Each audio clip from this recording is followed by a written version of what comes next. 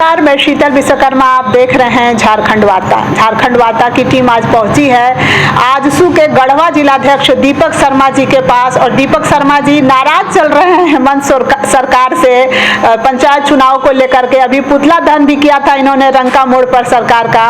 क्या कहना है उनको, आइए हम आपको रूबरू कराते हैं। दीपक शर्मा जी, बहुत स्वागत है आपका झारखंड वार्ता। जी जी, बहुत बहुत धन्यवाद। आप लोग बहुत नाराज चल रहे हैं हेमंत सरकार से पंचायत चुनाव को लेकर और पिछड़े वर्ग के आरक्षण को लेकर, क्या मांगे हैं आपकी? नाराज तो हम नहीं हैं। झारखंड में एक बड़ा आबादी है पिछड़े वर्ग के, जिनकी आबादी 54% है। इसके बावजूद भी इनको आरक्षण से वंचित रखा जा रहा है। यह सरकार का दोहरी मानसिकता है। सरकार अभी कुछ दिन पहले कैबिनेट की जो बैठक किए, उसमें 1932 को खतियान को लागू करने की अनुशंसा की कि हम लागू कर रहे हैं। दूसरा विषय था कि 27% पिछड़े वर्ग के लोगों को हम आरक्षण देंगे, लेकिन उन्होंने फिर से दोहरी नीति अपनाते हुए इस बार जो झारखंड में निकाय चुनाव हो रहे हैं, इससे भी यहाँ के पिछड़े वर्ग के लोगों को वंचित होना पड़ रहा है। पिछले जो पंचायत चुनाव हुआ था, उस चुनाव में जो पिछड़े वर्ग के लोग हैं, उनको आरक्षण नहीं मिलने के बाद लगभग 10,000 हमारे पिछड़े वर्ग के लोग यहाँ के प्रतिनिधि चुने जाते, जो जिला परिषद, बीडीसी, मुखिया, वार्ड पार्षद चुने जाते। इससे पिछड़े वर्ग के लोग वंचित रह गए। हमारे पार्टी के उपाध्यक्ष और गिरिडीह के सांसद चंद्र प्रकाश चौधरी जी सुप्रीम कोर्ट में मामला भी दायर किए थे, लेकिन पंचायत चुनाव का आगे बढ़ चुका था, इसलिए सुप्रीम कोर्ट चुनाव रोकने के लिए इनकार कर दिया। लेकिन उन्होंने सरकार को निर्देश भी दिया था कि आप राज्य में ट्रिपल टेस्ट कराएं और इसका आकलन करें और पिछड़े वर्ग के लोगों को आप समुचित उनको आरक्षण देने का काम करें।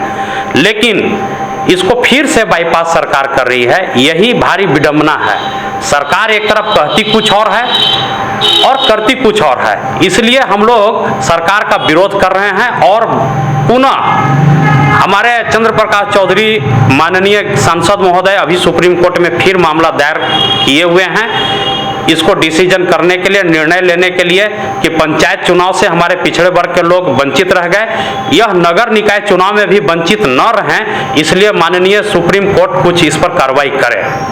लेकिन सर, नगर निकाय चुनाव जो है वो दिसंबर से जनवरी या फरवरी में होने की संभावना है, तो क्या आपको लगता है कि इस बार सरकार मान लेंगी? क्योंकि समय बहुत कम रह गया है, नवंबर अभी है, 1-2 महीने में क्या ये मांगे मान सकती है सरकार? सरकार की मानसिकता सही नहीं है। पिछले बार जो पंचायत चुनाव में सुप्रीम कोर्ट ने दिशा निर्देश राज्य सरकार को जो दिया था ट्रिपल टेस्ट कराने का, इन्होंने तो कुछ किया नहीं। लगभग पिछले जो पंचायत चुनाव से अगर सरकार सबक लेती तो शायद यह ट्रिपल टेस्ट यहाँ राज्य में हो पाता और समुचित पिछड़े वर्ग के लोगों को आरक्षण मिलता, जहाँ इसके वर्ग के लोगों को फायदा भी होता। आप उसको किए नहीं और फिर आप नोटिफिकेशन जारी कर देते हैं कि इसको जनरल कैटेगरी मानते हुए अब यहाँ नगर निकाय की चुनाव हो। तो एक बार पुनः वही नीति अपनाया जा रहा है जो पंचायत चुनाव में अपनाई थी सरकार। अब इससे फिर मैक्सिमम अधिकतम लोगों को इससे वंचित रहना पड़ रहा है और सरकार शायद यह भूल रही है कि आने वाला जो विधानसभा चुनाव है, एक बड़ी आबादी है 54% जी, और 54% के लोग खासे पूरे झारखंड में लोग नाराज हैं। आप सबको आरक्षण दे रहे हैं तो 27% वाले ये पिछड़े वर्ग के लोगों को क्यों नहीं? लेकिन सर, अभी तो सरकार ने घोषणा की थी कि खतियान को भी मानेंगे और 27% आरक्षण भी देंगे। अभी तो हाल फिलहाल में हेमंत सरकार ने घोषणा करी है। तो हम तो यही कह रहे हैं ना कि सरकार इससे मुक्त कर रही है। घोषणा सरकार ने किया, 32 खतियान को भी लागू करने की घोषणा किया और पिछड़े वर्ग के 27% के लिए भी तो कहाँ मिला? 27% आप इसको लागू करने के साथ अगर नगर निकाय का चुनाव कराते तो आजसू क्यों विरोध करती? यहाँ के जनता क्यों विरोध में आपके रहते?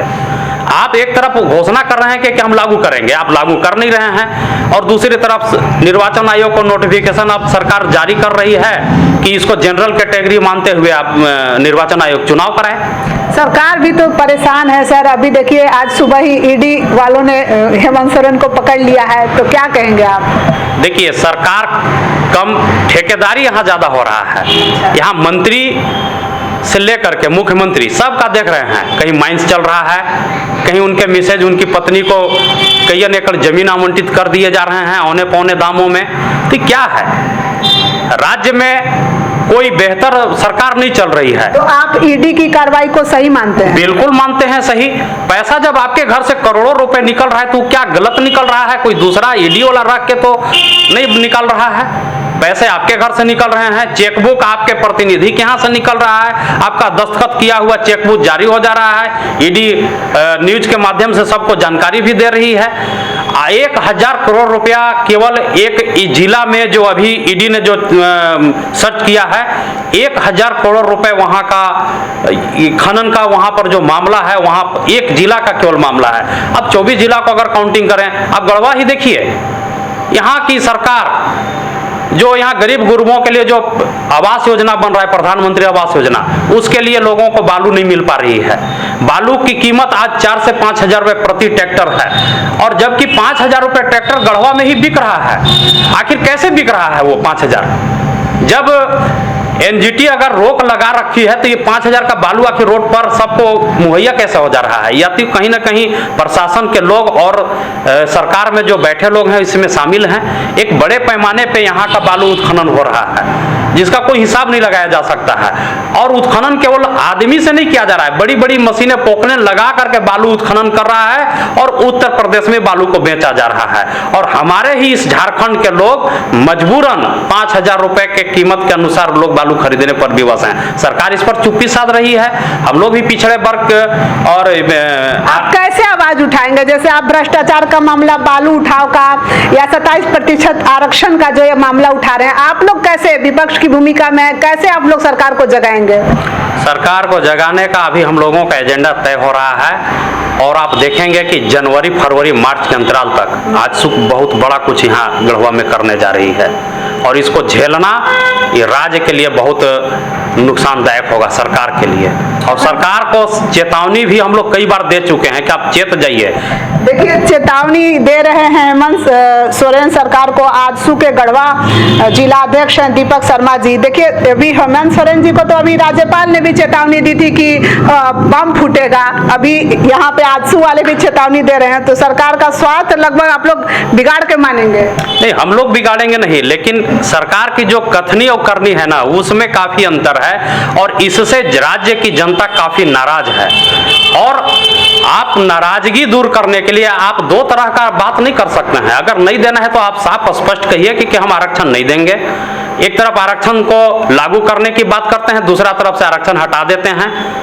तो आपको क्या लग रहा है कि जो झामुमो सरकार है, एक कागजी घोड़े दौड़ा रही है? हाँ बिल्कुल, ये फूटा हुआ जो कहावत है ना कि फूटा हुआ ढोल पीट करके अपना राग अपना डफली पीटने का और अपने पीठ थपथपाने का काम करे। सरकार का कोई विशेषकर कोई राज्य में विकास योजना का कोई काम ही उस तरह का नहीं चल रहा है। ये तो सेंट्रल गवर्नमेंट अगर नहीं रहता तो बड़ी बड़ी योजनाएं जो आज गढ़वा में भी जो देखने को मिल रहा है। अब यहाँ के मंत्री जो अभी बने हैं माननीय मिथिलेश ठाकुर जी, वो कहते हैं पानी हमने लाया, बिजली 24 घंटा हमने कर दिया, बाईपास हमने कर दिया। अरे ये सब सेंट्रल गवर्नमेंट का चीज है, ये पहले से ही चला रहा है और आपने किया। आप एक भी चीज बताइए, आपने कहाँ बनवाया? आप घंटा घर बनवा दिए। घंटा घर का मतलब समझते हैं?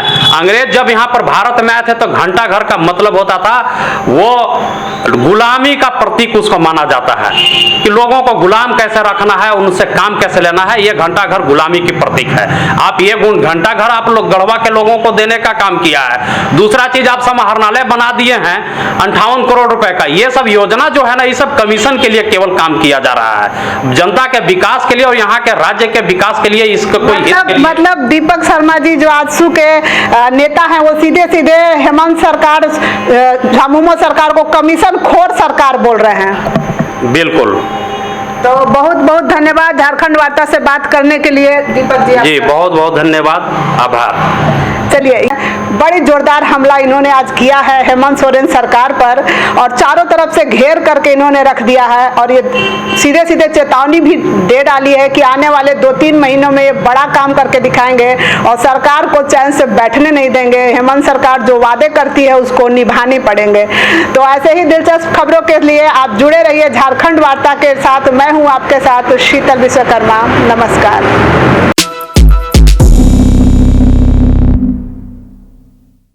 क्या हैं आपके कानूनी अधिकार, कैसे मिलेगा न्याय, कानून की भाषा आसान शब्दों में। झारखंड वार्ता ला रहा है आपके लिए लीगल एडवाइज़र, जिसमें वकील साहब देंगे आपको कानूनी सवालों के जवाब। तो अभी लगाइए झारखंड वार्ता को फ़ोन। आप हमें इन नंबरों पर व्हाट्सएप भी कर सकते हैं। पूछिए कानून से जुड़े सवाल, कानून की किताब समझिए कानून के विशेषज्ञ से। सिर्फ झारखंड वार्ता पर लीगल एडवाइज़र में मंगलवार और शनिवार शाम 4 बजे से।